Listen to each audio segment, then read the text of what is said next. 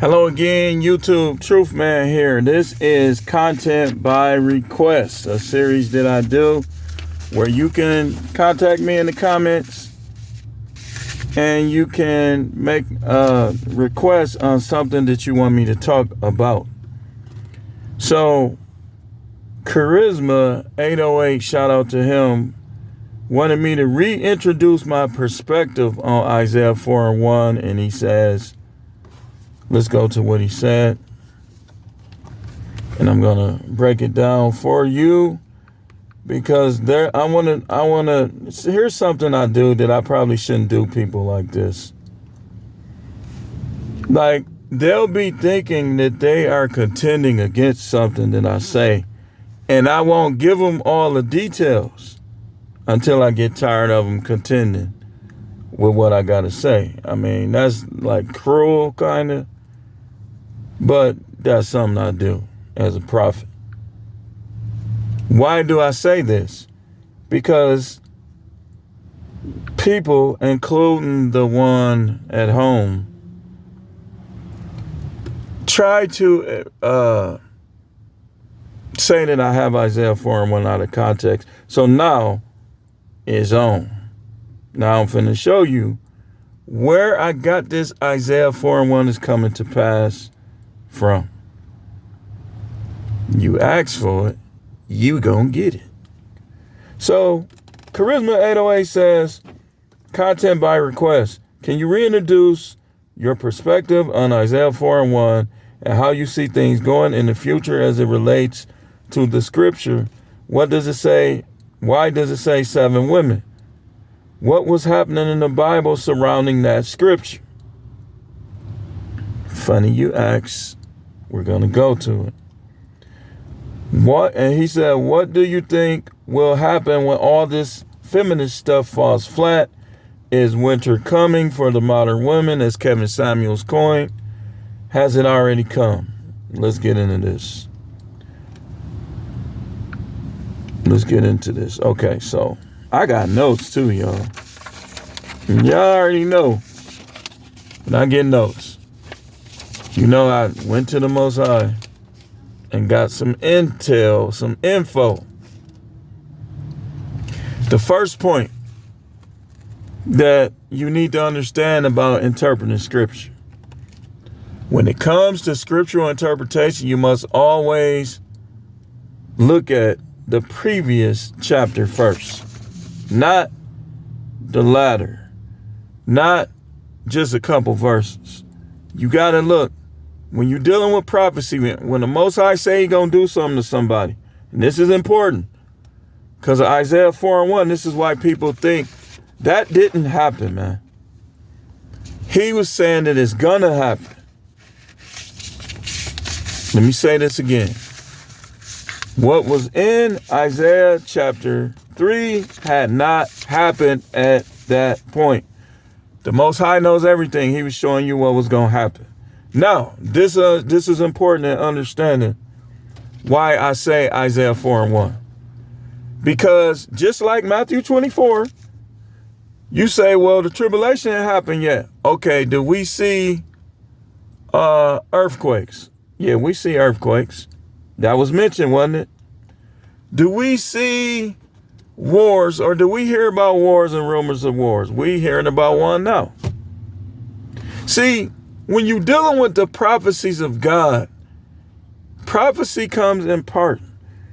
It don't always come at once. It comes in bits and pieces.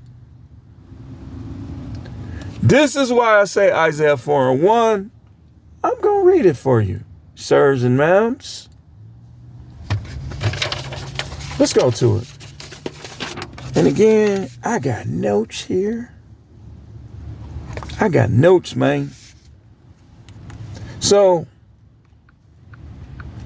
what the people that say that I have it out of context, they believe that what he was saying had happened. It didn't. He was telling you what he was going to do. See, that was talking about the future. And we're going to read it, but I'm going to show you how I was talking about the future. So let's go over to Isaiah chapter 4. And I'll show you how I was talking about the future. In the familiar verse that I always quote, for 7 women will take hold of one man, saying, on that day, saying, we will eat our own bread and wear our own clothes. Only let us be called by your name. Take away our disgrace. So I told the person, look up the word disgrace, which I'm going to do myself in a second. Look at verse 2. On that day, what day? See, Isaiah 4:1 talked about how the women would be, right? But then verse 2 gives you a little more details, don't it? On that day, the branch of the Lord will be beautiful and glorious, and the fruit of the earth will be the pride and the beauty of the survivors of Israel. That didn't happen already. You set yourself up for that one. So, verse 3, and it will come about that the one who is left in Zion and remains behind in Jerusalem will be called holy. Everyone who is recorded for life in Jerusalem. Now look at it. Keep looking. Verse 4. When the Most High has washed away the filth of the daughters of Zion. Has he done that yet? Has he done it? OnlyFans, has he done it? Amateur porn. These women so nasty. They got dudes jagging off all over the world. Squish, squish, squish, squish, squish, squish, squish, squish, squish. They like big booties. Big booties all over the internet. Squish, squish, squish. Some of them like them thin and flat. Squish, squish, squish. Hairy. Squish, squish, squish. Shaved. The filth is still there. So, he hasn't done what you think he's done to make you say that I have it out of context. Now, look at it. Let's keep reading. That's why I say you always got to look at the chapter before and you always got to keep reading. Verse 5, then the Most High will create over the entire area of Mount Zion and over her assemblies a cloud by day and smoke and the brightness of flame by night. For over all the glory will be a canopy, and there will be a shelter to give shade from the heat by day. And this has not happened, y'all. But Isaiah 4, the disgrace is going on. Let's look up the definition of disgrace. And we're going to go back to chapter 3. And I'm going to break down chapter 3. Just so you understand why I say Isaiah 4:1. See, these women, they want to say, oh, that already happened. No, it didn't. That's talking about the end of days. It's happened in some parts, bits and pieces. Now, some of these women, they can't even wear their hair. They ain't got none. You take their wig off, they got scabs. That's why their hair don't grow. And hey, I'm not making fun of nobody. I'm just saying. So certain parts of that prophecy is coming to pass. Now, definition of disgrace.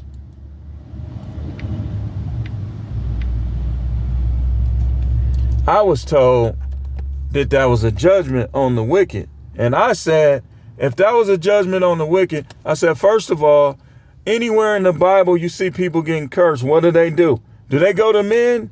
The only time you see them going to men is when they go to the prophets. They ask those men to take away their disgrace. What is the disgrace? What does that mean? Loss of reputation or respect as a result of dishonorable action. The reason why I say Isaiah 4:1 is because these women are losing their reputation. They're losing their respect because of the dishonorable action, because of all this You all loose. You got ST. You burning, dude. You getting trains ran on you. All this amateur porn. You want to be a stripper. You want to do all this stuff, but then you still want the benefits of marriage. These guys are waking up. They saying, take away our disgrace. What's the disgrace? Nobody wants them. So let's go back to chapter 3, and I'll explain it to you a little more. How many women been crying on the internet? See, some of them still delusional, but it'll go away. All these women think they're going to just divorce their husbands, go to the front of the line. Yeah, you might. Hey, listen. All us dudes, we are different sizes. You never know. You might get a bigger one than your husband. He might make you choke on it. But that don't mean he gonna love you. That don't mean he gonna provide for you. These women is leaving guys that did everything and doing everything for them, putting up with all their nonsense. And that still ain't good enough. And they think because they delusional. Watch this. Watch this. Watch this. Watch this. Just watch. Isaiah chapter 3. Isaiah chapter 3. Let's go back to chapter 3. And I'm going to break it down piece by piece. Piece by piece. We're going to do it. Also do it based on what the questions he asked. So it says this. He was going to remove from Jerusalem and Judah both supply and both bread and water supply. Has that happened? Are they drinking water? Do black people drink water?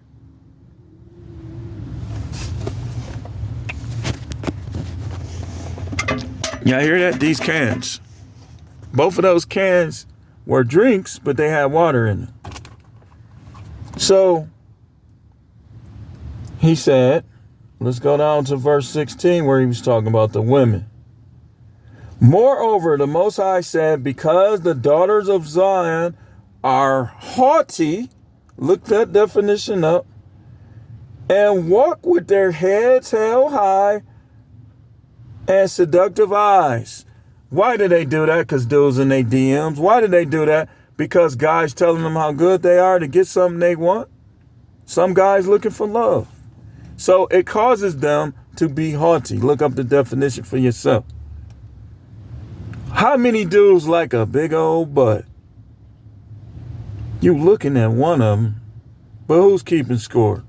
They don't have to have that, but I like that, and I look at that. So what happens?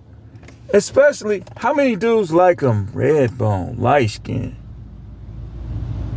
So put those two qualities together. Red bone with a big butt gonna get a lot of attention because a lot of guys like that, right? And what's she gonna do?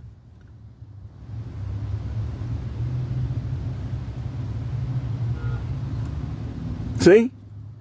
The Most High don't like when they act like that. Because the Most High know why he put them in the earth to begin with. So, it says this. On that day, the Most High will take away the beauty from their anklets, headbands.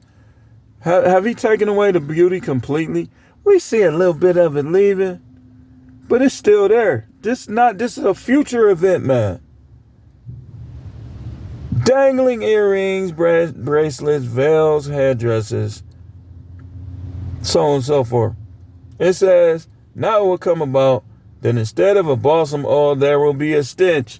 Are we saying, do some of these bras vag stink? Absolutely. Some dudes like it, but who's keeping score, man? Shout out to Black Ram and the Stank Gang to be on there with him. I ain't keeping score. Like a womanly smell, I'm not Stank Gang, but like sometimes I like the difference between their smell and my smell. Like you ever rub your balls and smell it? I don't want no woman smelling like that. Now, she could have her own smells. Like, I remember I was at work, and this one woman, I don't know if she was sweating, but I could smell her. It's like she didn't stink, but I smelled her womanly juices. I was like, she got a strange smell. It don't stink. I believe, well, I ain't gonna say nothing. I think she was aroused in there over something. Me personally, but who's keeping score? That was a while ago. So, he talked about how he was going to judge in the next coming verses. He said, instead of well-set hair, a plucked out scalp. Instead of fine clothes, a robe of sackcloth. Your men will fall by the sword. Did we see men around? It didn't happen yet. Now let's get to the aspects of what my guy, Charisma 808, was asking. And I'm going to break it down individually. So let's go to my notes first. He said he was going to remove both supply of the bread and water. Hasn't happened yet. Said he'll make mere boys their leaders. That's happening. These people look at, and you'll see it, because if you go back to Isaiah chapter 3, let me go back to it and show you what I'm saying. He said, we got to read this because then you'll understand that some of this stuff is going down right now. He said, for Jerusalem has stumbled and Judah has fallen because their speech and their actions are against the Most High. What did he tell women to do? What did he create them to do? To be helped, right? What did he tell them to do? To listen to their husbands, to follow his rule. He said, men shall have rule over you, right? Yes, he did. So when he speaks of the rebel, he speaks their speech and their actions are against him. Their actions, they don't submit to their husbands. But that's not just talking about women. Let's talk about the man aspect, okay? He said, the people will be oppressed, each one by another and each one by his neighbor. If your neighbor break in your house, are they oppressing you or no? So then he said, the youth will assault the elder. Here in Milwaukee, we seeing, I told somebody, I said, these kids are trying to catch bodies on homeless people and old people. Because I ain't never seen so many old people in the homicide report. They using their guns on them and running off. And nobody knows who did it. They assaulting the elders. If you worked in jails, you know what I'm talking about. When you deal with juveniles sometimes, they'll attack. Make no mistake about it, some of them are stronger than men. And they're very impulsive. All that, if you say they just babies, you don't understand. You shouldn't even be dealing with juveniles if that's your attitude, because they might be baby in age, but they do things that are worse than grown people sometimes. So you don't deal with them like that. You deal with a young man like a young man that needs to become an old man. So they assault the elders. I'm gonna have to do a part 2. It's definitely gonna be a part 2. It says, and the contemptible person will assault the one honored. How often do we see this? We see this on YouTube. We see this in everyday life. It says, you have a cloak, you shall be our ruler. And these rulers will be under your authority. He will protest on that day, saying, I will not be your healer. For in my house there's neither bread nor cloak, blah, blah, blah. What is this saying? This is talking about, remember how Charles Barkley said he's not a role model? They try to make basketball players role models because of everybody being able to see them. And because they got money. But how Charles Barkley said that, Charles Barkley probably don't even know that that was predicted in Isaiah, that type of stuff would be going on. People would be doing stuff. You think they role models. They're not. They go to prison. Fetty Wap, how many people like this music? He in prison right now. Because what was supposed to happen was the prophets were supposed to do their job, stay in their place. People were supposed to listen to them and respect them. But if you read Isaiah chapter 3, that wasn't what was happening. So what was happening is what we see. Preachers trying to be like the world. And you eating the same foods, doing some of the same thing, that's not what makes you like the world. What makes you like the world is your overall consistency in your behavior. The things that you do, who you are as a person. And so the prophets, he saw that the prophets was trying to blend in and they wasn't no different. So he said, I'm going to judge all y'all. So you keep reading it, said they display their sin like Sodom. You telling me these women, come on, man, I'm practically looking at porn every time I leave the house. Jiggly booties and yoga pants. You see they nipples, like they don't be having no bra on. Some of them don't be having no panties on. They be showing it. These guys be out here starting stuff. They display their sin like Sodom. He said, I'm going to judge y'all. But it ain't happened yet. Some of the things we starting to see. That's why I use Isaiah 4:1. Now, going back to it. Well, you know what? Let's come back. Give me a second, and I'm going to come back, and I'm going to finish this.